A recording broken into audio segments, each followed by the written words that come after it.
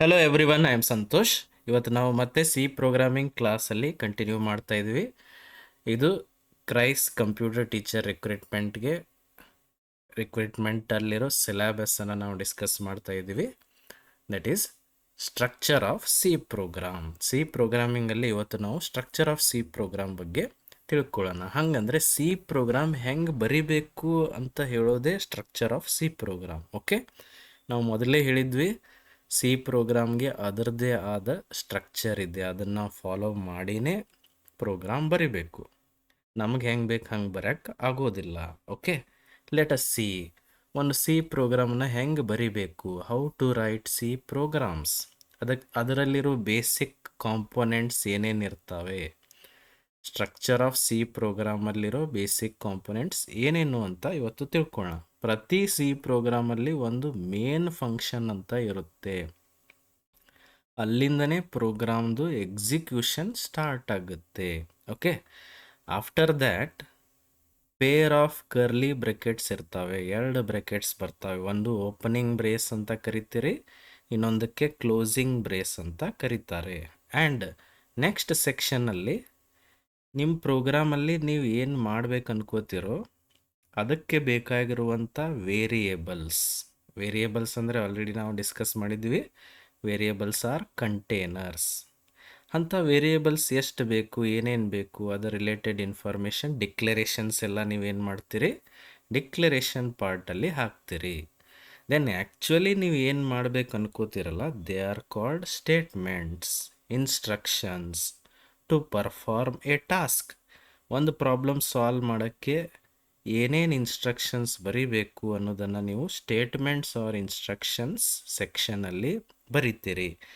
And next ಏನು, user defined functions. ಹಂಗಂದರೆ ಈಗ ಹೆಂಗೆ ಪ್ರತಿ ಪ್ರೋಗ್ರಾಮಲ್ಲಿ ಮೇನ್ ಫಂಕ್ಷನ್ ಇರುತ್ತೋ ಅದೇ ಥರ ನೀವು ನಿಮ್ಮದೇ ಆದ ಓನ್ ಫಂಕ್ಷನ್ ಬರಿಬೋದು. ಫಂಕ್ಷನ್ ಅಂದ್ರೇನು, ಅದು ಒಂದು ಸಬ್ ಪ್ರೋಗ್ರಾಮ್. ಅದರಿಂದ ನೀವೇನಾದರೂ ಟಾಸ್ಕ್ಸ್ ರೆಡಿ ಮಾಡೋರಿದ್ದರೆ ಅಂದರೆ, ಕ್ರಿಯೇಟ್ ಮಾಡೋರಿದ್ದರೆ ಅಂದರೆ, ಅಥವಾ ಪರ್ಟಿಕ್ಯುಲರ್ ಆಪ್ರೇಷನ್ ಮಾಡೋರಿದ್ದರೆ ಅಂದರೆ ನೀವು ಕೂಡ ಯುವರ್ ಓನ್ ಫಂಕ್ಷನ್ಸ್ ಬರೀಬಹುದು. ಇಟ್ ಅರ್ಥ ಆಯ್ತಲ್ಲ? ಹಾಗಂದರೆ actual structure of C program ಹೆಂಗಿರುತ್ತೆ ಅನ್ನೋದನ್ನು ನೋಡೋಣ. ಫಸ್ಟ್ ಸೆಕ್ಷನ್ಗೆ ಏನಂತಾರೆ, ಪ್ರತಿ ಸಿ ಪ್ರೋಗ್ರಾಮಲ್ಲಿ ಫಸ್ಟ್ ಸೆಕ್ಷನ್ ಇದ್ದೇ ಇರುತ್ತೆ. ಅದೇನು, preprocessor statements. And next section global declarations ಅಂದರೆ ಅದನ್ನು ನೆಕ್ಸ್ಟ್ ಹೇಳ್ತೀನಿ. ಆಮೇಲೆ ಮೇನ್ ಫಂಕ್ಷನ್ ಇದ್ದೇ ಇರುತ್ತೆ ಅಂತ ನಾವು ಹೇಳಿದ್ವಿ. ಆಮೇಲೆ ಪೇರ್ ಆಫ್ ಕರ್ಲಿ ಬ್ರ್ಯಾಕೆಟ್ಸ್ ಇರ್ತಾವೆ ಅಂತ ಹೇಳಿದ್ವಿ. ಓಪನಿಂಗ್ ಬ್ರ್ಯಾಕೆಟ್ ಇರುತ್ತೆ, ಅದರ ಒಳಗಡೆ ನೀವು ಡಿಕ್ಲರೇಷನ್ಸ್ ಮಾಡಬೇಕು, ಆಮೇಲೆ ಸ್ಟೇಟ್ಮೆಂಟ್ಸ್ ಬರೀಬೇಕು. ಇದಾದಮೇಲೆ ಲಾಸ್ಟಿಗೆ ನಿಮಗೆ ಬೇಕಾಗಿರೋ ಥರ ನೀವು ನಿಮ್ಮದೇ ಆದ ಓನ್ ಯೂಸರ್ ಡಿಫೈನ್ಡ್ ಫಂಕ್ಷನ್ಸ್ ಬರೀಬಹುದು. Got it? ಹಾಗಂದರೆ ಪ್ರೀ ಪ್ರೊಸೆಸರ್ ಸ್ಟೇಟ್ಮೆಂಟ್ಸ್ ಅಂದರೆ ಏನು ಅನ್ನೋದನ್ನು ಈಗ ತಿಳ್ಕೊಳ್ಳೋಣ.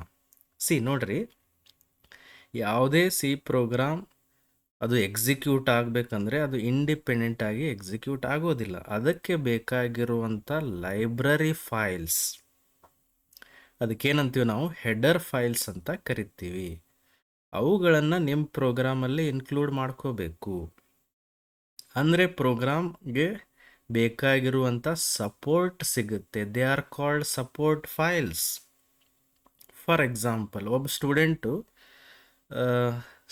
ಒಂದು ಗುಡ್ ಸ್ಟಡೀಸ್ ಮಾಡಬೇಕಂದ್ರೆ ಡೆಫಿನೆಟ್ಲಿ ಹಿ ನೀಡ್ಸ್ ಬುಕ್ಸ್ದು ಸಪೋರ್ಟ್ ಬೇಕು, ನೋಟ್ಸ್ದು ಸಪೋರ್ಟ್ ಬೇಕು, ಅಥವಾ ಅವ್ನು ಲೈಬ್ರರಿಗೆ ಹೋಗಿ ಬುಕ್ಸನ್ನು ರೀಡ್ ಮಾಡಬೇಕು, ಅದೆಲ್ಲ ಸಪೋರ್ಟ್. ಆ ಥರ ಒಂದು ಸಿ ಪ್ರೋಗ್ರಾಮ್ ರನ್ ಆಗಬೇಕು, ಎಕ್ಸಿಕ್ಯೂಟ್ ಆಗಬೇಕಂದ್ರೆ ಅದಕ್ಕೂ ಸಪೋರ್ಟಿಂಗ್ ಫೈಲ್ಸ್ ಬೇಕಾಗ್ತವೆ.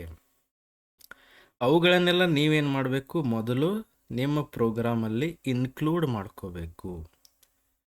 ಅದಕ್ಕೇನಂತಾರೆ, ಪ್ರೀ ಪ್ರೊಸೆಸರ್ ಸ್ಟೇಟ್ಮೆಂಟ್ಸ್. ಮೊದಲು ನೀವು ಇನ್ಕ್ಲೂಡ್ ಮಾಡಿಕೊಂಡೇ you should continue with the program. Otherwise program will not execute. Program execute ಆಗೋದೇ ಇಲ್ಲ.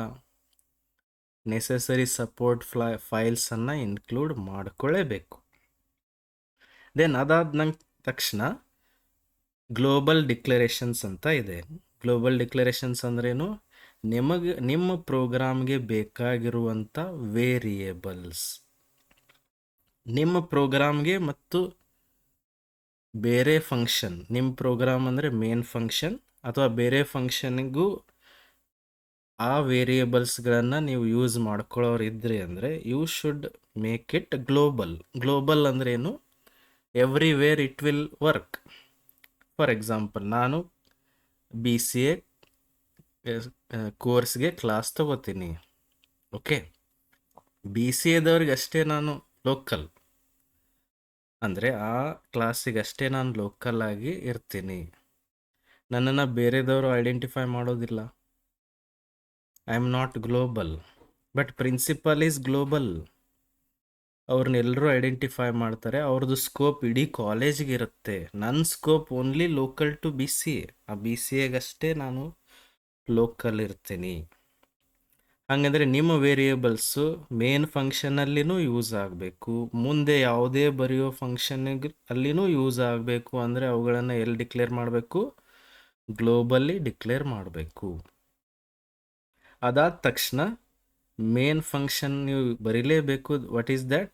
It is the main function of every C program. ಇದು ಇದ್ದೇ ಇರುತ್ತೆ.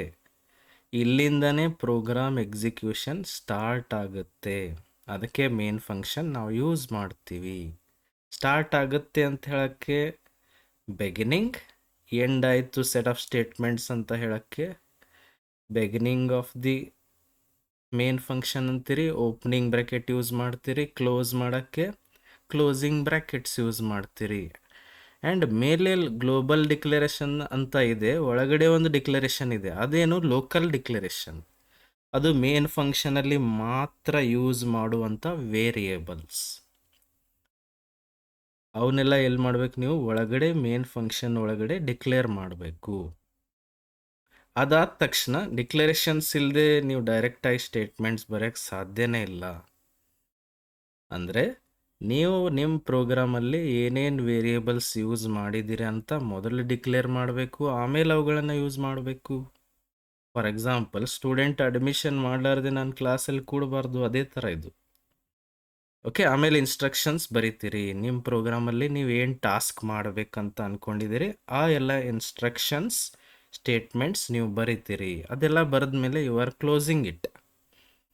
ಫೈನಲಿ ನಿಮಗೆ ಹೆಂಗೆ ಬೇಕಂಗೆ ನೀವೇ ಯೂಸರ್ ಡಿಫೈನ್ಡ್ ಫಂಕ್ಷನ್ಸ್ ನೀವು ಬರೆಯೋರಿದ್ರೆ ಅಂದರೆ ಸ್ಪೆಸಿಫಿಕ್ ಟಾಸ್ಕ್ ಮಾಡೋದಕ್ಕೆ ಅದನ್ನು ನೆಕ್ಸ್ಟ್ ನೀವು ಬರ್ಕೋಬೇಕು.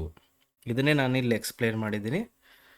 First let us see what is preprocessor statements. Preprocessor statements ಯಾವಾಗಲೂ they begin with hash symbol. ಇದು ನೆನಪಿಟ್ಕೋರಿ.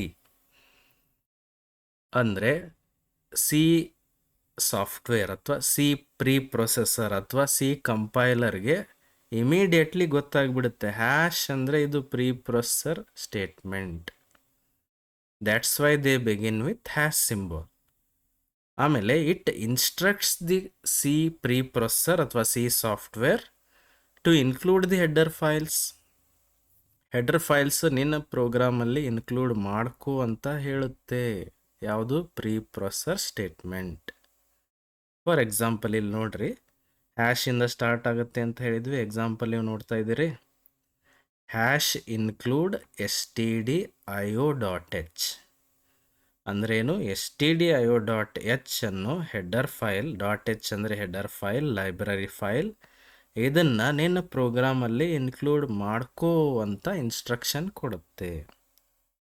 stdio ಅಂದ್ರೇನು? Standard input output functions. ನಿನ್ನ ಪ್ರೋಗ್ರಾಮಲ್ಲಿ standard input output functions work ಆಗಬೇಕು ಅಂದರೆ ಹ್ಯಾಶ್ ಇನ್ಕ್ಲೂಡ್ stdio.h ಅಂತ ಬರೀಲೇಬೇಕು. ಅಂದರೆ ಎಲ್ಲ ಸ್ಟ್ಯಾಂಡರ್ಡ್ ಇನ್ಪುಟ್ ಔಟ್ಪುಟ್ ಫಂಕ್ಷನ್ಗೆ ಸಪೋರ್ಟ್ ಸಿಗುತ್ತೆ. ಓಕೆ, ಅದೇ ಥರ ಹ್ಯಾಶ್ ಇನ್ಕ್ಲೂಡ್ math.h ಅಂದ್ರೇನು? ನಿಮ್ಮ ಪ್ರೋಗ್ರಾಮಲ್ಲಿ ನೀವೇನಾದರೂ some complex mathematical functions use ಮಾಡೋರಿದ್ರಿ ಅಂದರೆ ಅವಾಗೆ ಅದಕ್ಕೆ ಸಪೋರ್ಟ್ ಬೇಕಾಗಿರುವಂಥ ಫೈಲ್ಸನ್ನು ಇನ್ಕ್ಲೂಡ್ ಮಾಡ್ಕೋಬೇಕು. ಆ ಸಪೋರ್ಟಿಂಗ್ ಫೈಲ್ಸ್ಗೆ ಏನಂತಾರೆ? math.h files, header files. ಅವುಗಳನ್ನು ನೀವು ಇಲ್ಲಿ ಇನ್ಕ್ಲೂಡ್ ಮಾಡ್ಕೊಳ್ಳೇಬೇಕು. This is like library. Got it? ಅರ್ಥ ಆಯ್ತಲ್ಲ? ಆಮೇಲೆ ನೆಕ್ಸ್ಟ್ ಹೇಳಿದ್ದೆ ನಾನು global declarations.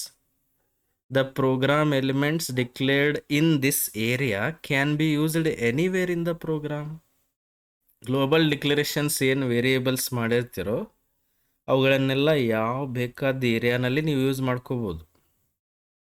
Like main function ಒಳಗಡೆ, ಮೇನ್ ಫಂಕ್ಷನ್ ಹೊರಗಡೆ, ಅದರ್ ಫಂಕ್ಷನ್ಸಲ್ಲಿ ಎಲ್ಲ ಕಡೆನೂ ಯೂಸ್ ಮಾಡ್ಕೋಬೋದು. That's why they call it as global. Got it? Next, main ಅಂದರೆ ಏನು? ಮೇನ್ ಫಂಕ್ಷನ್ ಅಂದರೆ ಹೆಂಗೆ ಬರೀತಾರೆ? ಮೇನ್ ಅಂತ ಬರೆದು ರೌಂಡ್ ಬ್ರ್ಯಾಕೆಟ್ಸ್ ಹಾಕಬೇಕು. This is called function. Every function has brackets. This is the main function of every C program. ಪ್ರತಿ C ಪ್ರೋಗ್ರಾಮ್ದು ಮೇನ್ ಫಂಕ್ಷನ್ ಇದ್ದೇ ಇರುತ್ತೆ. ಆ್ಯಂಡ್ ಇಲ್ಲಿಂದನೇ ಸಿ ಪ್ರೋಗ್ರಾಮ್ದು ಎಕ್ಸಿಕ್ಯೂಷನ್ ಸ್ಟಾರ್ಟ್ ಆಗುತ್ತೆ. Got it? ನೆಕ್ಸ್ಟ್, ಬ್ರ್ಯಾಕೆಟ್ಸಿಗೆ ಏನಂತಾರೆ ಅವರು? ಬ್ರೇಸಸ್ ಅಂತ ಕರೀತಾರೆ. ಲೆಫ್ಟ್ ಬ್ರೇಸ್ ಏನು ಇಂಡಿಕೇಟ್ ಮಾಡುತ್ತೆ? Beginning of the main function. Right brace indicate ಏನು ಮಾಡುತ್ತೆ? End of the main function. ಅದಾದ ತಕ್ಷಣ ಡಿಕ್ಲರೇಷನ್ಸ್ ಏನು ಮಾಡ್ತೀರಿ? ಇವೆಲ್ಲ ಲೋಕಲ್ ಡಿಕ್ಲರೇಷನ್ಸ್. ಆ ಮೇನ್ ಫಂಕ್ಷನ್ ಒಳಗಡೆ ಮಾತ್ರ ಅದರದ್ದು ಸ್ಕೋಪ್ ಇರುತ್ತೆ. It is the part of C program where all the program elements are declared before using them in the program. ಪ್ರೋಗ್ರಾಮಲ್ಲಿ ಯೂಸ್ ಮಾಡೋಕ್ಕಿಂತ ಮೊದಲು ಡಿಕ್ಲರೇಷನ್ ಮಾಡಬೇಕು. These are called local declarations, local variables.